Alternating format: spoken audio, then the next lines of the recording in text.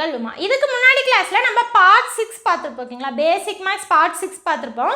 அதில் என்ன சொல்லியிருப்போம் அப்படின்னா நம்பர்ஸ் எல்லாம் எப்படி பிரிச்சிருப்பாங்க, அதுக்கு பேர் என்ன, அதை எந்த லெட்டர் வச்சு மென்ஷன் பண்ணணும், அதுக்கப்புறம் அதோட விதிகள் இருக்குது. ஓகேங்களா, அடுக்கு அதுக்கப்புறம் மூலக்குறியீடு, இது ரெண்டோட விதிகள் என்ன, அதை எப்படி போடுறது, இந்த மாதிரி எல்லாம் பார்த்தோம். ஓகேங்களா, அந்த கிளாஸ் பார்க்காதவங்க வீடியோ பார்த்துட்டு வாங்க, அப்போ தான் அதோட கான்செப்ட் உங்களுக்கு தெளிவாக புரியும். ஓகேங்களா, இன்னைக்கு நம்ம எங்களோட தொடர்ச்சியே தான். ஓகேங்களா, பார்ட் 7 பார்க்க போகிறோம். இதில் பார்த்தீங்க அப்படின்னா நம்பர்ஸோட ஒரு சில பேசிக் கான்செப்ட், அதுக்கப்புறம் முழு எண்கள் இருக்கு இல்லையா, அதோட பண்புகள், இதை தான் பார்க்க போகிறோம். ஓகேங்களா, ஸோ பார்க்கலாமா? ஸோ வீடியோவை ஸ்கிப் பண்ணாமல் கடைசி வரைக்கும் பாருங்கள், அப்போ தான் நம்ம சொல்லியிருக்க கான்செப்ட் எல்லாமே உங்களுக்கு தெளிவாக புரியும். ஓகேங்களா, பாருங்க, தொடரி முன்னி அப்படின்னு 2 வார்த்தை இருக்குது. ஓகேங்களா, ஒரு நம்பருக்கு தொடரி அப்படின்னா அதை தொடர்ந்து வர அடுத்த நம்பர். ஓகேங்களா, அதுக்கு அடுத்த நம்பர் என்னவோ அதுதான் தொடரி அப்படின்னு சொல்லுவாங்க. முன்னி அப்படின்னா அந்த நம்பருக்கு முன்னாடி இருக்க நம்பரை நம்ம முன்னி அப்படின்னு சொல்லுவோம். ஓகேங்களா, ஸோ தொடரின்னா என்ன, தொடர்ந்து வர நம்பர். அப்போ அதுக்கு அடுத்து என்ன நம்பரோ அதுதான். பாருங்க, 4596 தொடரி அப்படின்னா என்ன, அதுக்கு அடுத்த நம்பர்னு அர்த்தம். அப்போது 4597. ஓகேங்களா, அடுத்து முன்னி அப்படின்னா அதுக்கு முன்னாடி இருக்க நம்பர். அப்போது 8970 முன்னி அப்படின்னா 8969. ஓகேங்களா, ஸோ இப்படி நீங்கள் ஞாபகம் வச்சுக்கலாம். முன்னாடி நம்பர் பின்னாடி நம்பர் நீங்கள் ஞாபகம் வச்சிட்டாலும் சரி, தொடரினா ஒன்றை கூட்டணும், முன்னினா ஒன்றை கழிக்கணும், இந்த மாதிரி ஞாபகம் வச்சுக்கிட்டாலும் சரி. ஓகேங்களா, அடுத்து எண்களை ஒப்பிடுதல். ஓகேங்களா, ஸோ 2 நம்பர் இருக்குன்னா எந்த நம்பர் பெருசு எந்த நம்பர் சின்னது, இல்லை ரெண்டுமே ஈக்குவல் டுவாக இருக்கா, இந்த மாதிரி ஒப்பிடுறது தான் ஒப்பிடுதல். ஓகேங்களா, இந்த இடத்துல எப்படி இருக்குன்னா பாருங்கள், less than, greater than, equal to. So இதை தான் நான் பேசிக்காக காட்ட போகிறேன். ஓகேங்களா, இங்கே பாருங்கள் 2558. இங்கே பாருங்கள் 2158, 2180. எது பெரிய நம்பர்? இந்த இடத்துல 2000ங்கிறது ரெண்டுமே சேமு, 100ங்கிறது ரெண்டுமே சேமு. இங்கே 80, இங்கே 58. அப்போ 80 தானே பெருசு, அப்போது லெஸ் தென். ஓகேங்களா, எந்த இடத்துல பெரிய நம்பர் வருதோ அந்த இடத்துல இந்த மாதிரி பெருசாக விரிஞ்சிருக்கு இல்லையா, அந்த பார்ட் வரணும். சின்ன நம்பருக்கு இந்த இடத்துல குறுகி இருக்க பார்ட் வரணும். ஓகேங்களா, இங்கே பாருங்கள் 49, 9999, 999. எது பெருசு? இப்போ இது தானே பெருசு, அப்போது இந்த மாதிரி போடணும். இதுக்கு பேர் கிரேட்டர் தென். ஓகேங்களா, அடுத்து 73204, 73204 ரெண்டுமே சேம் தானே, அப்போ ஈக்குவல் டு. ஓகேங்களா, எந்த நம்பர் பெருசோ அதை பார்த்து நம்ம சிம்பிள் போட்டுக்கணும். ஓகேங்களா, புரியுதுங்களா? அடுத்து பாருங்கள், ஏறு வரிசையில் எழுதுது. ஏறு வரிசைனா என்ன, ஒரு 4-5 நம்பர் கொடுத்துருவாங்க. ஏறு வரிசை அப்படின்னா சின்னதுலேருந்து பெருசு போகணும். ஓகேங்களா, இங்கே பாருங்கள், 1 சின்னது 2 விட, 2 சின்னது 3 விட, 3 சின்னது 4 விட, இந்த மாதிரி சின்னதுலேருந்து பெருசு போச்சுன்னா அது ஏறு வரிசை. இதுவே பெருசுலேருந்து சின்னது வந்துச்சுன்னா அது இறங்கு வரிசை. பாருங்கள், 4 வந்து 3 விட பெருசு, 3 வந்து 2 விட பெருசு, 2 வந்து 1 விட பெருசு. ஓகேங்களா, அப்போது பெருசுலேருந்து சின்னது போச்சுன்னா இறங்கு வரிசை, சின்னதுலேருந்து பெருசு போச்சுன்னா ஏறு வரிசை. அடுத்து போர்ட் மாஸ் ரூல். இது போர்ட் மாஸ் ரூல் அப்படின்னா என்ன, அதை எப்படியெல்லாம் போடலாம், சம்ஸ் எல்லாமே வந்து நம்ம ஆல்ரெடி பார்த்தாச்சு. ஓகேங்களா, பேசிக் மேக்ஸ் பார்ட் 1 அப்படிங்கிற வீடியோவில் போர்ட் மாஸ் அப்படிங்கிறத நம்ம கிளியராக சொல்லியிருப்போம். ஓகேங்களா, ஸோ அந்த வீடியோ பார்த்தீங்கன்னா இந்த ரூல் என்ன அப்படிங்கிறது உங்களுக்கு தெளிவாக புரியும். ஓகேங்களா, அடுத்து பாருங்க, முழு எண்களின் பண்புகள். ஓகேங்களா, ப்ராப்பர்ட்டிஸ் ஆஃப் ஹோல் நம்பர்ஸ். ஓகேங்களா, பாருங்க, கூட்டல் அல்லது பெருக்கலின் பரிமாற்று பண்பு. ஓகேங்களா, பரிமாற்று பண்பு தமிழில் சொல்லுவாங்க, அதை கம்யூட்டேட்டிவ் லா அப்படின்னு இங்கிலீஷில் சொல்லுவாங்க. ஓகேங்களா, அப்படின்னா என்ன அப்படின்னா a + b நம்ம b + aன்னு எடுத்துக்கலாம். ஓகேங்களா, அதுக்கப்புறம் a × b நம்ம b × aன்னு எடுத்துக்கலாம். ஃபார் எக்ஸாம்பிள் என்ன, 1 + 2 = 2 + 1. இது என்ன, இதுவும் 3 தான், இதுவும் 3 தான். ஓகேங்களா, ஸோ கூட்டலில் 2 நம்பரை இப்படி போட்டாலும் ஒன்று தான், அதையே மாற்றி போட்டாலும் ஒன்று தான். ஓகேங்களா, இதுவே பெருக்கல் இருக்குன்னு வச்சுக்கோங்க, 2 × 3 6ன்னு கிடைக்கும். அதுவே 3 × 2 அதுவும் 6ன்னு தான் கிடைக்கும். ஓகேங்களா, ஸோ கூட்டல் பெருக்கல் இது ரெண்டுமே பரிமாற்று பண்பை பூர்த்தி செய்யும். ஓகேங்களா, ஃபார் எக்ஸாம்பிள் பாருங்கள், 43 + 57. இது அப்படியே திருப்பி போட்டால் என்ன ஆகும், 57 + 43ன்னு கிடைக்கும். இதை கூட்டினா என்ன வரும், 100ன்னு வரும். இதை கூட்டினா 100ன்னு வரும். ஓகேங்களா, அப்போ 2 நம்பரை ஃபர்ஸ்ட் நம்பர் செகண்ட் நம்பர்னு போட்டு ப்ளஸ் பண்ணாலும், செகண்ட் நம்பர் ஃபர்ஸ்ட் நம்பர்னு போட்டு ப்ளஸ் பண்ணாலும் ரெண்டுமே சேம் தான். ஓகேங்களா, இங்கே பாருங்கள், 12 × 15. இதை 15 × 12ன்னு போட்டாலும் ரெண்டுமே சேம் தான். ஓகேங்களா? ஸோ இப்போ பெருக்குங்க. 15னா 120, அதோட பாதி 60, அப்போ 180. இதுவும் 180 தான். அப்போ ரெண்டுமே ஈக்குவல் தானே? புரியுதுங்களா? அடுத்து பாருங்க, 7 - 3. இப்போ மொதல் நம்பரை செகண்ட் நம்பரை முன்னாடி போட்டு மைனஸ் ஃபஸ்ட் நம்பரை செகண்டாக போட்டோம் அப்படின்னா நமக்கு இது வந்து சேமாக வராது. பாருங்கள், இது என்ன ஆகும்? 4ன்னு ஆகும். இதை பார்த்தோன்னா -4ன்னு ஆகும். 4 நாட் ஈக்குவல் டு -4. ஓகேங்களா? அடுத்து இங்கே பாருங்கள், 12/6 ஈக்குவல் டு 6/12 வருதான்னு பார்க்கணும். இது என்ன ஆகும்? 12/6 ஈக்குவல் டு 2ன்னு வரும். இது வந்து 6/12 அடித்து போட்டால் 1/2. அப்போது 2 நாட் ஈக்குவல் டு 1/2. அப்போது இதுவும் நாட் ஈக்குவல் டு. கூட்டலும் பெருக்கலும் பரிமாற்று பண்பை பூர்த்தி செய்யும், கழித்தலும் வகுத்தலும் பரிமாற்று பண்பை பூர்த்தி செய்யாது. ஓகேங்களா? புரியுதுங்களா? ஏன் பூர்த்தி செய்யாதுங்கிறத நான் எக்ஸாம்பிள் வச்சு ப்ரூஃப் பண்ணிட்டேன். ஓகேங்களா? புரியுதுங்களா? இப்போ நம்ம செகண்ட் பார்க்கலாம் பாருங்கள். கூட்டல் மற்றும் பெருக்கலின் சேர்ப்பு பண்பு. ஓகேங்களா? அசோசியேட்டிவ் லா அப்படின்னு சொல்லுவாங்க. ஓகேங்களா? இப்போ இதை எப்படி சொல்லலாம்னா a + b + c = a + b + c அப்படின்னு சொல்லலாம். ஓகேங்களா? ஃபஸ்ட் ரெண்டையும் கூட்டி அதுக்கப்புறம் மூணாவதை கூட்டுறதுக்கும் ஃபஸ்ட்டு 2 3 கூட்டிட்டு அதுக்கப்புறம் முதல்ல கூட்டுறதும் சேம் தான். அதே மாதிரி a × b, இந்த ஃபஸ்ட் ரெண்டை பெருக்கி மூணாவதை பெருக்கிறதும் ரெண்டாவதையும் மூணாவதையும் பெருக்கிட்டு ஃபஸ்ட்டு பெருக்கிறதும் ரெண்டுமே ஈக்குவல் தான். ஓகேங்களா? அதை தான் அசோசியேட்டிவ் லா அப்படின்னு சொல்லுவாங்க. ஓகேங்களா? எக்ஸாம்பிள் வச்சு பார்க்கலாம் பாருங்கள். 43 + 57 + 25. ஓகேங்களா? ஸோ இது என்ன ஆகும்? 100 + 25, அப்போ 125ன்னு ஆகும். ஓகேங்களா? இந்த சைடு பார்க்கலாம் பாருங்கள். 43 +, ஓகேங்களா? ப்ராக்கெட்குள்ளே இருக்கிறது தான் ஃபஸ்ட்டு பண்ணணும் இல்லைங்களா? அப்போ இதை பண்ணுங்கள், என்ன ஆகும்? 12 மீதி 1 8, 82ன்னு வரும். ஓகேங்களா?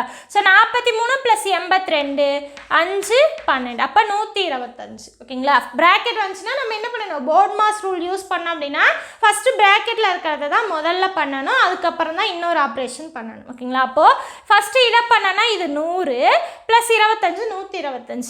அதுக்கப்புறம் இந்த சைடு பார்த்தோன்னா முதல்ல இதை பண்ணணும் 82, அதுக்கப்புறம் ஃபஸ்ட்டையும் இதையும் பண்ணனா 125. ரெண்டுமே சேமாக வந்துருச்சா? ஓகே. இப்போ மல்டிப்ளைல பாருங்கள். ப்ராக்கெட்குள்ளே இருக்கிறது முதல் பண்ணணும். 2 3 6 × 5 ஈக்குவல் டு இது என்ன ஆகும்? 2 × ப்ராக்கெட்குள்ளே இருக்கிறது முதல் 5 5. இப்போ 6 5 30 ஈக்குவல் டு 2 15 30. புரியுதுங்களா? ஸோ ப்ராக்கெட்குள்ளே இருக்கிறது தான் முதல்ல பண்ணணும், அதனால் இந்த மாதிரி பண்ணியிருக்கோம். ஸோ இந்த மாதிரி ப்ராக்கெட்டை ஃபஸ்ட் ரெண்டுக்கு போட்டாலும் சரி, முதல் 2 பெருக்கி மூணாவதை பெருக்கினாலும் சரி, 2 3 பெருக்கிட்டு ஃபஸ்ட்டை பெருக்கினாலும் சேமாக ரெண்டுமே சேம் ஆன்சர் தான் வரும். ஓகேங்களா? அப்போ கூட்டல் மற்றும் பெருக்கலின் சேர்ப்பு பண்பு இதுதான். ஓகேங்களா? அசோசியேட்டிவ் லாங்கிறது இதுதான். இந்த மாதிரி நம்ம போட்டுக்கலாம். ஓகேங்களா? அடுத்து பாருங்கள், கூட்டல் மற்றும் கழித்தல் மீதான பெருக்கலின் பங்கீடு. ஓகேங்களா? இதுதான் மெயின். ஓகேங்களா? டிஸ்ட்ரிபியூட்டிவ் லா அப்படின்னு சொல்லுவாங்க. ஓகேங்களா? இப்போ என்னன்னா a + b × c. ஓகேங்களா? இந்த இடத்துல சென்டர் வருது இல்லையா, இதை வந்து மல்டிப்ளைல இருந்தால் மட்டும்தான் இது சாட்டிஸ்ஃபை ஆகும். ஓகேங்களா? இப்போது a + b × c அப்படின்னா ஃபஸ்ட்டில் இருக்கு இல்லையா, இது கூட ஏவை சியை பெருக்கிக்கணும். இந்த சிம்பிளை சென்டராக போட்டு ரெண்டாவதையும் பெருக்கிறதையும் நம்ம போட்டுக்கணும். அப்போது a × c + b × cன்னு எழுதிக்கலாம். ஓகேங்களா?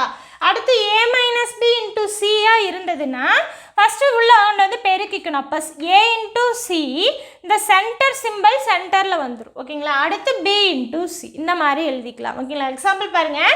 37 × 100 + 2. ஓகேங்களா? இப்போ பாருங்கள், இதே மாதிரி எழுதணும்னா இது எப்படி ஆகும்னு பாருங்கள்.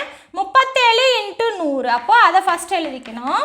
ஓகேங்களா? அதுக்கப்புறம் ப்ளஸ் சிம்பிள் தான் இருக்கா, அப்போ ப்ளஸ் எழுதிக்கிட்டு இந்த 37 2 கூட பெருக்கணும். அப்போ 37 × 2. ஓகேங்களா? இது என்ன ஆகும்? 3700 ப்ளஸ் இது என்ன ஆகும்? 14 மீதி 1 6 7, அப்போ 3774ன்னு வரும். ஓகேங்களா?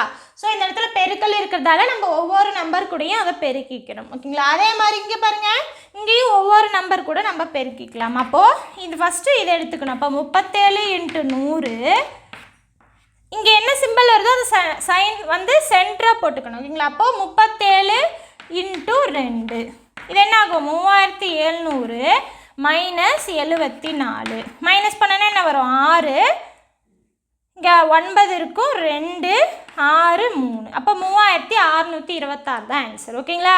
இங்கே பார்த்தோம் அப்படின்னா கூட்டல் மற்றும் கழித்தல் மீதான பெருக்கலின் பங்கீடு தான். ஓகேங்களா? ஆனால் பெருக்கலின் மீதான கூட்டல் பங்கீடோ பெருக்கலின் மீதான கழித்தல் பங்கீடோ வராது. அப்படின்னா என்ன அர்த்தம் அப்படின்னா ஏ ப்ளஸ் பி இன்டூ சி. ஓகேங்களா? இந்த இடத்துல இன்டூ சின்னு போட்டிருக்கோமா, இங்கே பார்த்தோன்னா ப்ளஸில் வரும். இந்த மாதிரி வந்துச்சுன்னா இது ரெண்டுமே ஈக்குவல் ஆகாதுன்னு அர்த்தம். ஓகேங்களா? ஏ ப்ளஸ் சி இது ரெண்டுமே நாட் ஈக்குவல் டு. ஓகேங்களா? ஜஸ்ட்டு தெரிஞ்சு தான் வச்சுக்க போகிறீங்க. ஓகேங்களா? அதே மாதிரி ஏ மைனஸ் பி இன்டூ சி அப்படின்னா ஏ minus B into A minus C இது வந்து நாட் ஈக்குவல் டுவாக வராது. ஓகேங்களா? எப்பயுமே கூட்டல் மற்றும் கழித்தல் மீதான பெருக்கலின் பங்கீடு தான் வரும். பெருக்கலின் மீதான கழித்தல் பங்கீடோ பெருக்கலின் மீதான கூட்டல் பங்கீடோ வராது. ஓகேங்களா? இதை மட்டும் ஞாபகம் வச்சுக்கோங்க, இது ரெண்டுமே வராது. ஓகேங்களா? ஸோ இந்த இது நீங்கள் ஞாபகம் வச்சுக்கிட்டிங்கன்னா போதும். ஓகேங்களா? புரியுதுங்களா? அடுத்து பாருங்கள், கூட்டல் மற்றும் பெருக்கல் சமணி. ஓகேங்களா? Identity for addition and multiplication. ஓகேங்களா? கூட்டல் சமணி அப்படின்னா நம்ம 0 அப்படின்னு சொல்லுவோம். பெருக்கல் சமணினா 1ன்னு சொல்லுவோம். ஓகேங்களா? இங்கிலீஷில் பார்த்தோம் அப்படின்னா அடிட்டிவ் ஐடென்டி வந்து 0, மல்டிப்ளிகேட்டிவ் ஐடென்டி பார்த்தீங்கன்னா 1. ஓகேங்களா? எந்த ஒரு நம்பராக இருந்தாலும் சரி. ஓகேங்களா? ஒரு நம்பரை வச்சு கூட்டும்போது அதே நம்பர் கிடைச்சது அப்படின்னா அந்த கூட்டுறோம் இல்லையா, அந்த நம்பருக்கு பேர் கூட்டல் சமணி. ஓகேங்களா? அதாவது அடிட்டிவ் ஐடென்டி. ஓகேங்களா? ஐடென்டினா என்னங்க? சேம். ஓகேங்களா? அப்போ எந்த நம்பரை கூட்டும்போது சேம் அதே நம்பர் வருமோ. ஓகேங்களா? அப்போ 0 வச்சு கூட்டும்போது தான் நமக்கு எந்த நம்பராக இருந்தாலும் அதே நம்பர் வரும். அப்போ 0 தான் வந்து அடிட்டிவ் ஐடென்டி, கூட்டல் சமணி. ஓகேங்களா? அடுத்து மல்டிப்ளிகேட்டிவ் ஐடென்டி பார்த்தோம் அப்படின்னா எந்த ஒரு நம்பரையும் இன்னொரு நம்பரை வச்சு பெருக்கும்போது சேம் அதே நம்பர் கிடைச்சதுன்னா அந்த பெருக்கும் இல்லைங்களா, அந்த நம்பருக்கு பேர் மல்டிப்ளிகேட்டிவ் ஐடென்டி. ஓகேங்களா? பெருக்கல் சமணி அப்படின்னு சொல்லுவோம். ஓகேங்களா? எந்த நம்பராக இருந்தாலும் 1ஆல் பெருக்கும் போது நமக்கு அதே நம்பர் தான் கிடைக்கும். அப்போ 1ங்கிறது தான் வந்து மல்டிப்ளிகேட்டிவ் ஐடென்டி. ஓகேங்களா? இந்த இடத்துல 0 போட்டோன்னா என்ன ஆகும்? 0வால் எந்த நம்பரை வச்சு பெருக்கும்போது 0 கிடைச்சிரும். அப்போ அது வராது. ஓகேங்களா? ஸோ மாற்றி ஞாபகம் வச்சுக்காதீங்க. ஓகேங்களா? கூட்டல் சமணினா 0, பெருக்கல் சமணி அப்படின்னா 1. ஓகேங்களா? So additive identity 0, multiplicative identity வந்து 1. ஓகேங்களா? இதை மட்டும் நீங்கள் ஞாபகம் வச்சுக்கோங்க.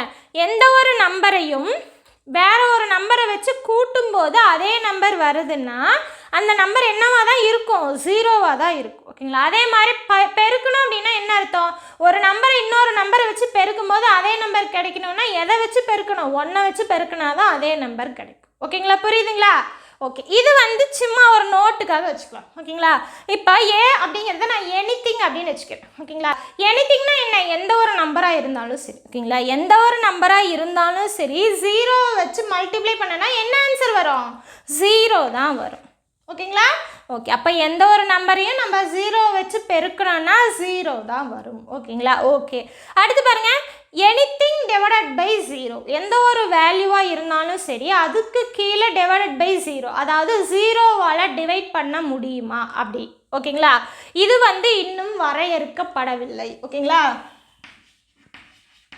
வரையறுக்கப்படவில்லை. இங்கிலீஷில் பார்த்தோம் அப்படின்னா நாட் டிஃபைன்ட். புரியுதுங்களா? ஸோ எனிதிங் டிவைடட் பை 0, 0வால் டிவைட் பண்ண முடியுமா அப்படின்னா முடியாது. ஓகேங்களா? ஸோ வரையறுக்கப்படவில்லை, நாட் டிஃபைன். ஓகேங்களா? அதுவே 0வை எந்த ஒரு நம்பராலையும் வச்சு டிவைட் பண்ண முடியுமா? ஓகேங்களா?